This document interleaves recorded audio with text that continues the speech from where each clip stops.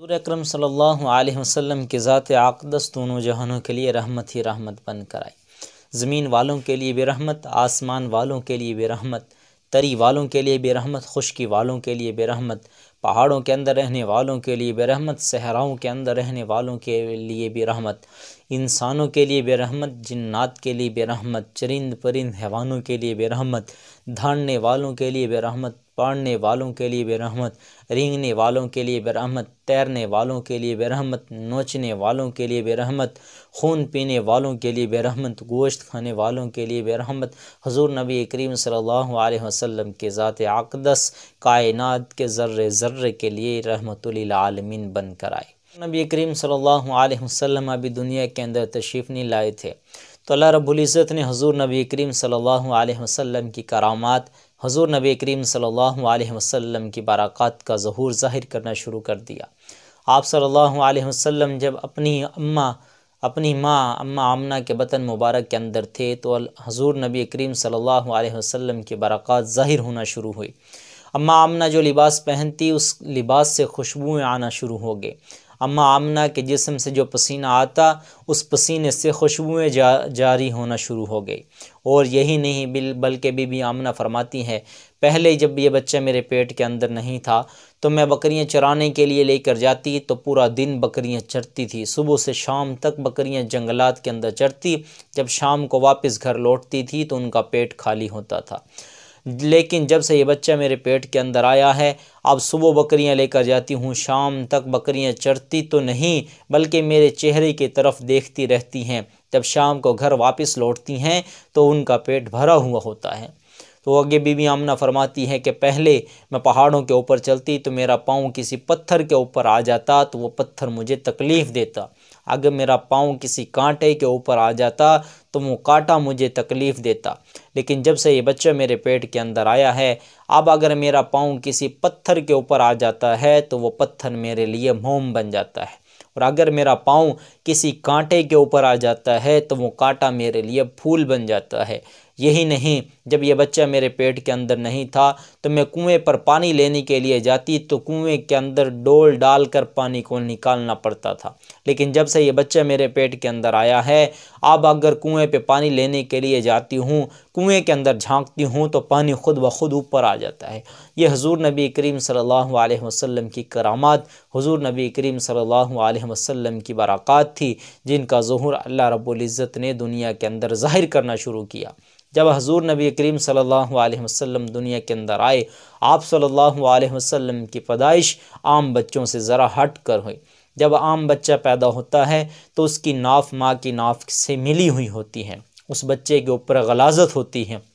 دنیا کے اندر آنے کے بعد سب سے پہلا کام بچے کا رونا ہوتا ہے، لیکن حضور نبی کریم صلی اللہ علیہ وسلم کے ساتھ ایسا کوئی معاملہ نہیں ہوا۔ حضور نبی کریم صلی اللہ علیہ وسلم کی جب ناف ماں جب پیدا ہوئے تو آپ حضور صلی اللہ علیہ وسلم کی ناف ماں کی ناف سے جدا تھی۔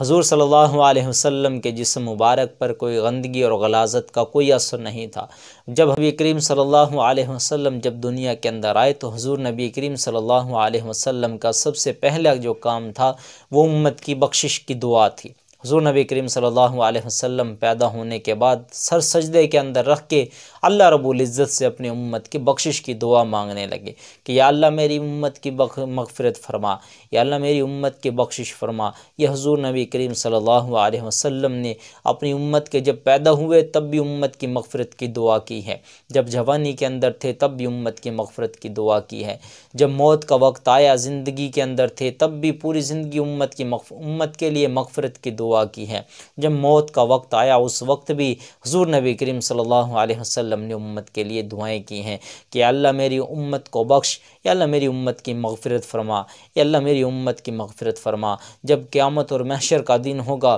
اس وقت بھی جب ہر انسان کو نفسی نفسی کا عالم ہوگا، ہر انسان کو اپنی پڑی ہوگی، حتیٰ کہ تمام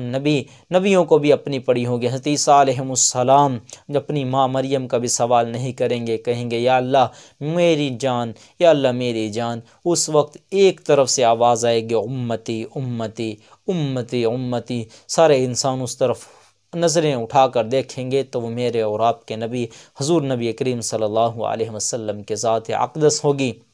آج نبی کریم صلی اللہ علیہ وسلم سے ہم بھی وفا کر کے دکھائیں، جیسے کہ حضور نبی کریم صلی اللہ علیہ وسلم نے ہم سے وفا کی۔ حضور نبی کریم صلی اللہ علیہ وسلم نے کسی موقع پہ، کسی گھڑی امت کو نہیں بھولا، مجھے اور آپ کو نہیں بھولا۔ طائف کا میدان ہے، جون جولائی کا سخت گرمی کا مہینہ، اور اونٹنی جیسی بے آرام سواری پہ حضور نبی کریم صلی اللہ علیہ وسلم بیٹھے ہوئے ہیں۔ حضور نبی کریم صلی اللہ علیہ وسلم نے جون جولائی کے مہینے کے اندر اونٹنی جیسی بے آرام سواری کے اوپر بیٹھ کر، اور دھوپ کے اندر اونٹنی جیسی بے آرام سواری کے اوپر بیٹھ کر امت کے لیے، میرے لیے، آپ کے لیے مسلسل 5 گھنٹے تک دعائیں کی ہیں۔ آج میں اور آپ دیکھ لیں ہم اپنے لیے کتنے وفادار ہیں، ہم اپنے لیے کتنی دیر دعائیں کرتے ہیں، 5 منٹ، 10 منٹ۔ بعض لوگ تو ایسے ہیں جو اپنے لیے پورا 24 گھنٹے میں 1 منٹ بھی اپنے لیے دعا نہیں کر سکتے۔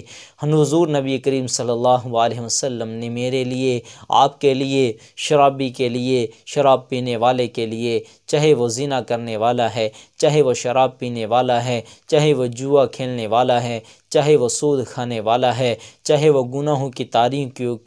کے اندر ڈوبا ہوا ہے، چاہے کتنا بھی گنہگار ہے، اگر وہ مسلمان ہے، نبی کریم صلی اللہ علیہ وسلم کا کلمہ پڑھنے والا ہے، حضور نبی کریم صلی اللہ علیہ وسلم کی دعائیں ساری کی ساری ہمارے لیے ہیں۔ حضور نبی کریم صلی اللہ علیہ وسلم نے ہمارے لیے روئے ہیں۔ حضور نبی کریم صلی اللہ علیہ وسلم راتوں کو روئے، دن کے وقت روئے، صبحوں کے وقت روئے، شام کے وقت روئے، پہاڑوں کے اندر جا کے روئے۔ حضور نبی کریم صلی اللہ علیہ وسلم ہمارے لیے ہر گھڑی، ہر آن روئے ہیں۔ اما عائشہ رضی اللہ تعالیٰ عنہ فرماتی ہیں کہ حضور نبی کریم صلی اللہ علیہ وسلم کے سینے سے ہنڈیا کے ابلنے کی جیسی آوازیں آتی، تو حضور نبی کریم صلی اللہ علیہ وسلم کے سینے مبارک سے ہنڈیا کے ابلنے کی آواز وہ کس چیز کی آواز تھی؟ وہ اپنی امت کا غم، اپنی امت کی فکر تھی کہ یہ امت، میرے سارے کے سارے امتی کس طرح جہنم سے بچ کر جنت کے اندر جانے والے بنے۔ یہ حضور نبی کریم صلی اللہ علیہ وسلم نے